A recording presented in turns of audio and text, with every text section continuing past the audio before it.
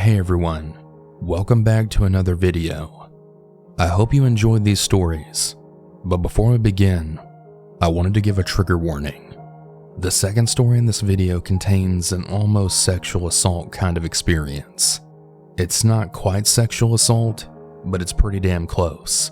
And if that's something you want to avoid, click off this video or just skip the story. I just wanted to put that out there for anyone who wants to avoid that kind of thing here on the channel. All that being said, I hope you enjoyed tonight's video, and I hope you all have a really nice night. And remember to always stay hungry.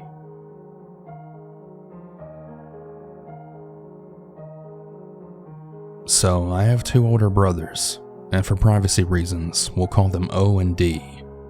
O was in high school at the time, and D was at his girlfriend's house after skipping. I really had a raging fever, so I was staying home. My mom was at her job and my father was at a doctor's appointment. Now that that's all cleared up, I was sitting in my bed with an ice pack over my eyes, with some music playing from the small Bluetooth speaker next to my bed. I was really lucky today, because instead of doing an algebra test, I would be sitting in my bed cold with a coffee. I'd been watching some YouTube videos on my phone for about an hour, as I could recall, when I then heard a knock on my front door.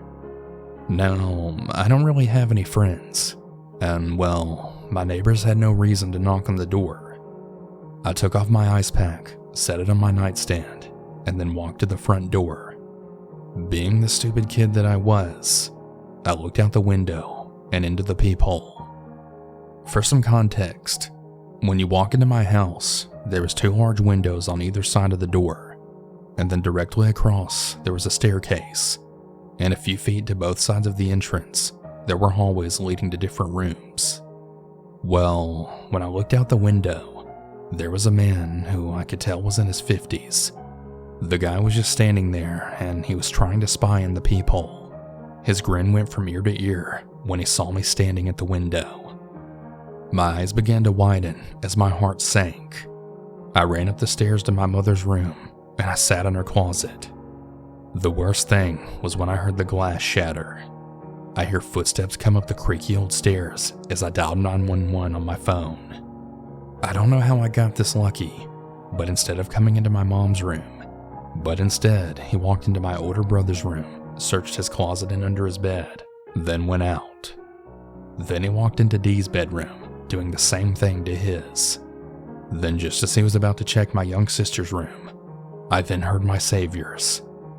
Sirens and flashing blue and red lights filled my heart as I then heard screaming. Some of them yelling, "Open up, it's the police," and then barged down the front door.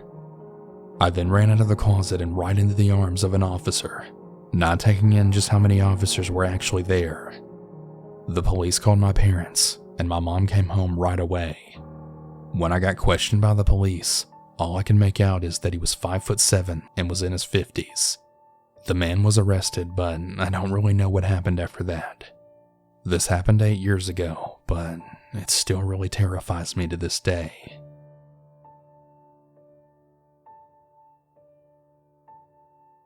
This happened shortly after the pandemic started, and unfortunately, I had just figured out that the buses were running a reduced schedule, meaning they had stopped running at 9 instead of the usual midnight. So I stood there at the bus stop trying to come up with a plan.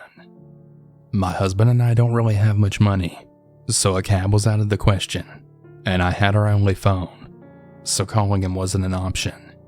Considering that the pandemic was picking up, not to mention it was 11 p.m., I obviously didn't feel comfortable bothering any friends, so my options were limited. I was also cursing myself for not looking at the bus schedule sooner. I resigned to the fact that I was going to be walking the 2 hours home, all alone in the dark, with no weapon. About half an hour of the walk was city streets and sidewalks. After that, I had a choice to make. I could continue down this street, or I could walk down the bike path, which would shave half an hour of my walk and come within 100 feet of my house. I literally stood at the corner trying to decide which path to take for like 2 or 3 minutes. The well-lit street or the much shorter but completely dark bike path. In the end, I decided to take the bike path. reasoning to myself that I was less likely to encounter anyone on the path than the busy streets. So many bad decisions that night. After making my decision, I decided to at least pick up a solid rock just in case of an emergency. So armed with my makeshift weapon, I started into the dark woods. I probably should have started the story with this information, but anyway, I'm a 30-year-old female. I'm 6 feet tall and 150 pounds. So I'm not fat, but I'm definitely larger than most men, which I've always really hated. I got clean 4 years ago, but prior to that, I was actually a heroin addict for 10 years. It was its own decade of hellish incidents, like being assaulted, being held at gunpoint, being homeless, constantly in and out of prison, and worst of all, I've watched 2 people overdose and die. I could honestly write about dozens of terrible things that happened back then. But I was an IV drug addict living a very dangerous life. So it really sucked, but it wasn't a surprise when terrible things happened.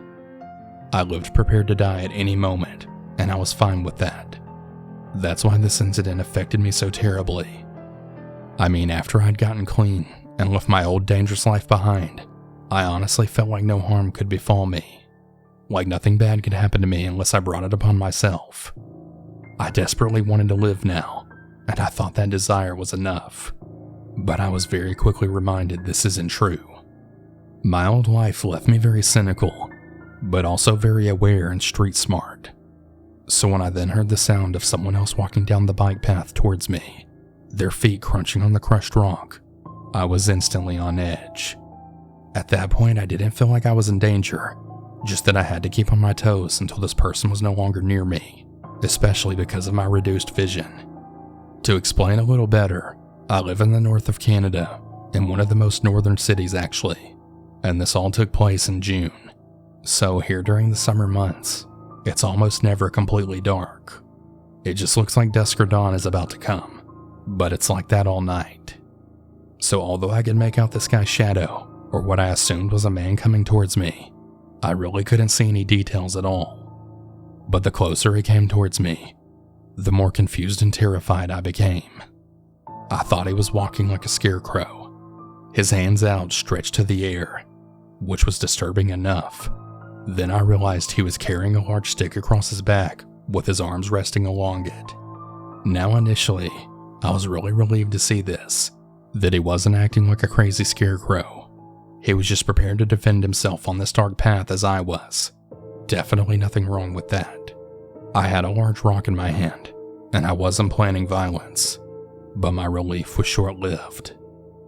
About 40 feet away, the man then said, "Who's there?" And looking back, this was my final screw-up. I now believe he was just trying to find out if I was a man or woman, but being really stupid and an over-friendly Canadian, I said back, "Hey man, I'm just heading home. Hey man, I'm just heading home." But as soon as I answered, he started picking up his speed and moving forward without another word. So I yelled, "Hey man, either back the fuck up or put the big stick down." But he did neither. Instead, he then took this stick and then started taking practice swings in the air, like he had a baseball bat and was stepping up to the plate. That was when I knew something terrible was about to go down, and my rock was useless. I then started screaming at him, asking him, "What are you doing? What do you want? Do you want my money? Just take my phone and wallet." His response was just terrible. He said, "No girl, you can keep that stuff. I'm not taking evidence from my victims." Girl, that's not getting caught 101. That sentence kicked in a fight or flight response, which was flight. I tried running around him, but he had come towards me so fast, he easily wound up and hit me right in the back of the head. But either he didn't connect properly, or my adrenaline didn't let me feel it. It knocked me off balance and I stumbled, almost falling to the ground. Fleeing this man wasn't an option anymore. Fight kicked in, and I became so incredibly angry. How dare he? How dare he make me scared? Does he have any idea what I've been through? So I then turned around, trying to anticipate his next move. He seemed like he recognized me, or there was some hesitation. For the briefest of seconds, I thought maybe he was having a moment of humanity or something, But that wasn't it. In a flash, any hesitation was gone, and he was winding up to hit me again. I squared up and ran right towards him, knowing if I got close, he wouldn't be able to swing at me. But he was faster, hitting me in the side and knocking the wind out of me. As I struggled to catch my breath, the man backed up so he could swing again, this time knocking me to the ground. I'm really not sure how many times he hit me while I was on the ground. It was this crazy passage of time. It was so fast, but also slow in time. I can't really explain it. But then he was standing over me, stick raised over his head, and then he said to me, "You better take it off, girl, or I'm gonna beat you till you're dead or passed out. I'd rather you take it off for me, but this is happening one way or another." Then, I had this really weird calm pass over me.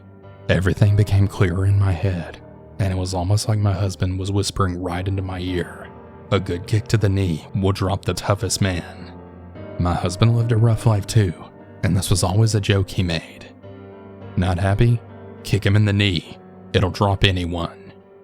He often joked that it was the only thing he learned in street fighting, and to only be used as a last resort. So I looked up at the man and then said, Okay, I'll do it. Just please stop hitting me." I didn't even need to see the details on his face. I could hear him smiling when he then said, "That's a good girl," and then took a step closer. I unbuttoned my jeans, and he took another step. That was close enough. I drew back my leg, kicked him in the side of the knee, and it worked. He screamed and fell to his knees, almost falling right on top of me. But now he wanted on top of me for different reasons. I could just tell he was in kill mode. He was screaming, "I'll fucking kill you, bitch," over and over as we wrestled on the ground, me trying to stand up, him trying to wrap his hands around my throat. I've never been so happy in my life to see red and blue lights, or to hear police sirens. But my God, I was so happy when I could hear a siren. I figured it was probably just driving on the adjacent road, perhaps the best coincidence ever. But when I saw the red and blue lights reflecting off the trees in front of me, I knew then that it was finally over. I've never felt such relief. I sank to the ground crying. This asshole lying beside me, panting and swearing at me, but not trying to kill me anymore. If there's any light or funny memory of the night, this is it. A random man on rollerblades then half ran, half rolled further down the path. It was honestly hilarious in a moment like this. He couldn't decide to run or rollerblade towards us because of the crushed rock. So it was this crazy awkward moment of half running, half rolling, and waving his arms around yelling for the police. "Over here! Come over here!" By then I was so relieved and my emotions were so screwed up.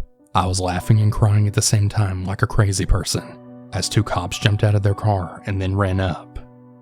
After that, it was honestly just a blur. They called me an ambulance, kindly picked up my husband, and met me back at the hospital. As it turns out, the man on the rollerblades had apparently been screwed by the bus just like me, and he was rollerblading home on the adjacent road when he heard me being attacked and then called the police, saying he could hear a woman being attacked on the path. This attack changed me.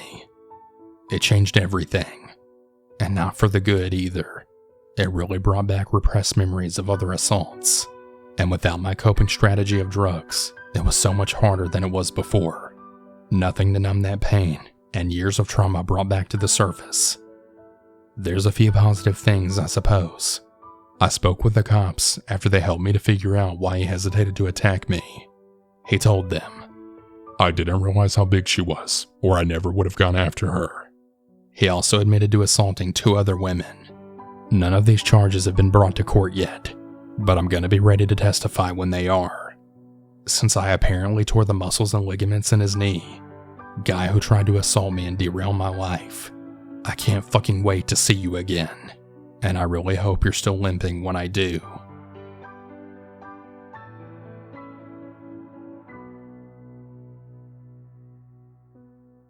Hey everyone, I want to take a small break from the stories to talk about today's sponsor, HelloFresh. With HelloFresh, you get fresh, pre-portioned ingredients and seasonal recipes delivered right to your door. skip trips to the grocery store, and count on HelloFresh to make home cooking easy, fun, and affordable. That's why it's America's #1 meal kit.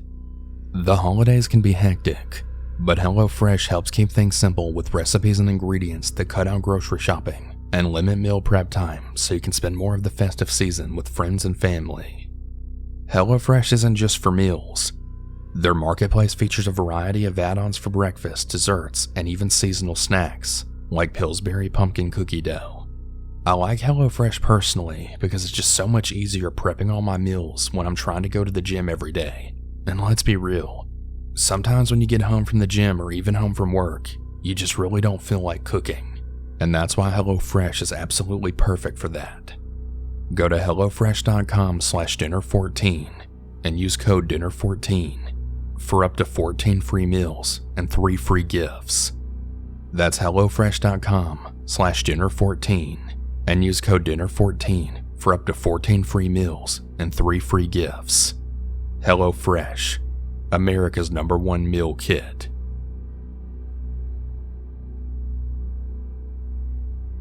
This happened back when I was 15 and my little sister was 10.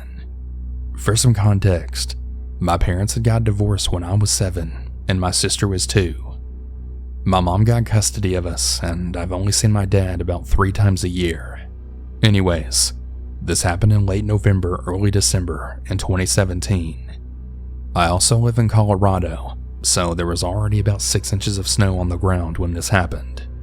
My mom had to work the late shift this night, so I was responsible for my sister.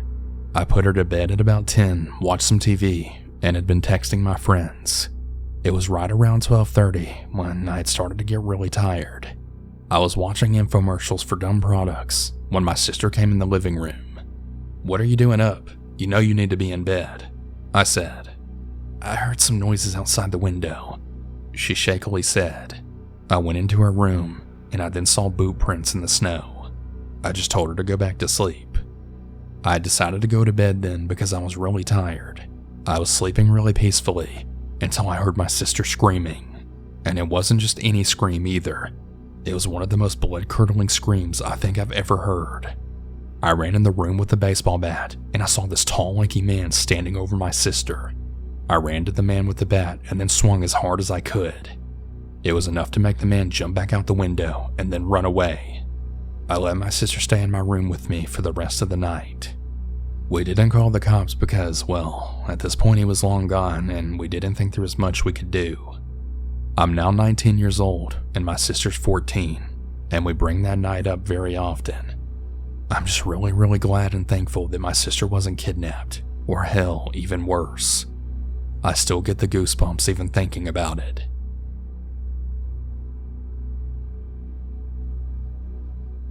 So about 4 years ago, my parents were going out.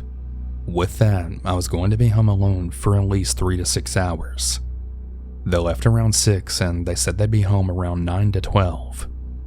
When they left, I went downstairs, got snacks, and put on some Netflix to look around for a new show. After like 2 hours watching a new show, that's when I then heard a strange noise coming from the front porch. Keep in mind, I have a wraparound porch and there's a lot of windows looking out. Me being curious, I pulled back the curtains and then looked out into the very dark yard. After looking around, nothing really seemed off to me. That is, until I then saw a black silhouette of a man standing by the front door. I froze in fear, dropping the curtains, and ran all the way upstairs into my parents' room.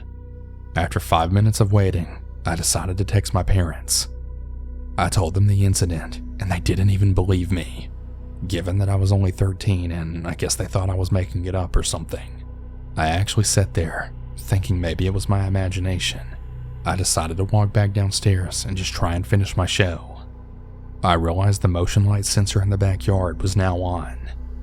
Now you can either turn the light on yourself, or if anything walks by it, it'll automatically turn on. Keep in mind that this light isn't very sensitive.